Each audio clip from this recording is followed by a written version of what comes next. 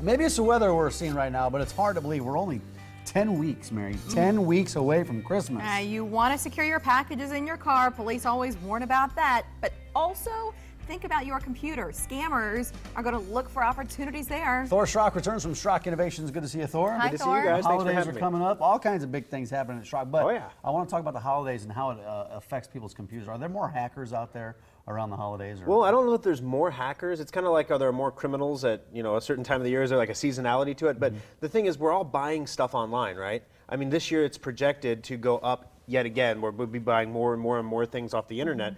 And when you buy stuff off the internet, you want to track it because you have to, you have to beat the package so that your husband or your wife or your kids don't see it when it comes to the ding dong. Is that the FedEx guy? Oh, so you want to intercept it. So then you get an email that says, you missed an attempted delivery at your home. Click this link to schedule redelivery or the package will be returned to sender. And you're thinking, oh my gosh, I missed the delivery of that one, especially like the day before Christmas. The train set for the kids, whatever it is. Oh my goodness. So you click that link, and right there when you click the link. That's the scam. That's the scam.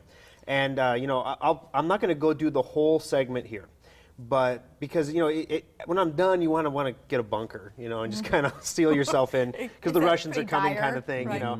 But I did a segment on the radio show, and it'll be up at SchrockInnovations.com today or tomorrow from Sunday's show about the threats that are coming out there in regards to this cyber situation we have going on with Russia right now. Okay, let's just spend a minute on that because it's in the news big time. Yeah. And I think, is there something specific? Because at this point, it sort of sounds like, well, if you're working in politics or you're a federal employee, like that's sort of where this situation is living. How does that dynamic affect us sort of in the real world, in the middle of America? Well, basically, to set the table here, you've got a situation where the Democratic National Committee and Hillary Clinton and John Podesta and all these high-level Democrats have been hacked. All their emails have been taken. Julian Assange's internet was cut today somehow. A state actor took out his internet this morning.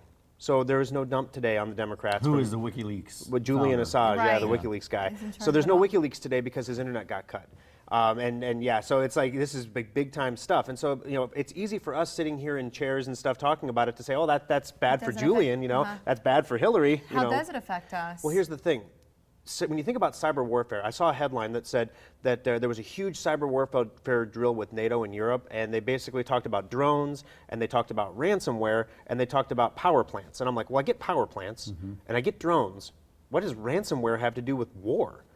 And then I thought about it, and I'm like, wow, this is really the first time in the history of man that if you had a cyber war, you could actually fund components of your warfare directly off the incomes of your opponent's citizens. The ransomware. Yeah, the Which is- ransomware. Ransomware is where they lock up your computer. Yeah. You've got to pay a certain amount of money to get it unlocked, Or you otherwise lose all everything. your data. Yeah. Yeah. And a radio station group in Lincoln got hit with ransomware about a month ago, and they kept it quiet. I'm not going to say who they are. Yeah, But right. but yeah, their whole production servers, they had to pay the Because you don't ransom. want to look like you're an easy target Yeah. then for somebody else who's looking to make some money. So it's really important to make sure that you got that. And if you listen to the segment, I'm at to start it Okay, off by that's saying, all. don't Schrock get a Innov- bunker.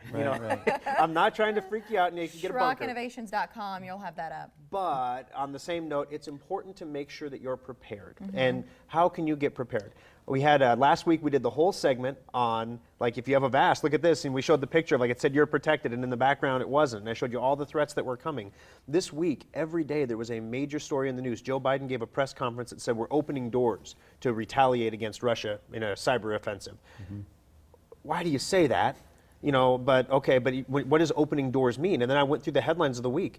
Boom, boom, boom, boom. All these things happening. It's kind of like when you really go to war, you don't just decide, hey, we're going to go to war, and then all of a sudden the troops just magically appear. Well, Series of events. there is a cyber war. You have to going on. stage. leads up to You have it. to stage your stuff. You have to open these doors because once you use them, they're gone. When it comes to us at homes, what can we do? And I guess what type of vulnerabilities are the hackers looking for in our computer, our personal computers? Gotcha. So we don't know who's attacking us. We don't know why they're attacking us. Could be a state actor. Could just be a common garden variety criminal. The thing is, you don't want to be a victim. So you want to make sure that when you don't click on those links. If you're expecting a FedEx package, just know your tracking number. And you can go to FedEx.com or UPS.com or USPS.com, and the tracking on 2 of those 3 websites is always accurate.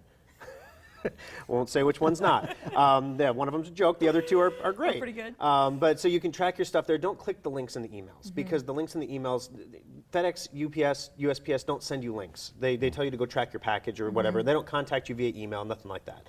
So that's the first thing. The second thing is antivirus software. Make sure you have good protection. We obviously recommend Endpoint. It's the best. It's the stuff on these articles that I listed off on my radio show. 3 of the 5 articles, the threats were exposed by Symantec. There's a brand new way the ransomware people are getting into your computer, and it cuts through every antivirus product out there except Endpoint. Oh, sure. Well, and that's why Thor recommends it. It used to be more of a commercial grade product, but because of some of the changes in the antivirus world, he started offering Endpoint to regular people. And quite honestly, when the threats are as significant as they are, you want to be able to lock your files down, your information down to the best of your ability, and he can help with that. And a lot of those regular people are coming in right now, so we Yeah. actually are hiring.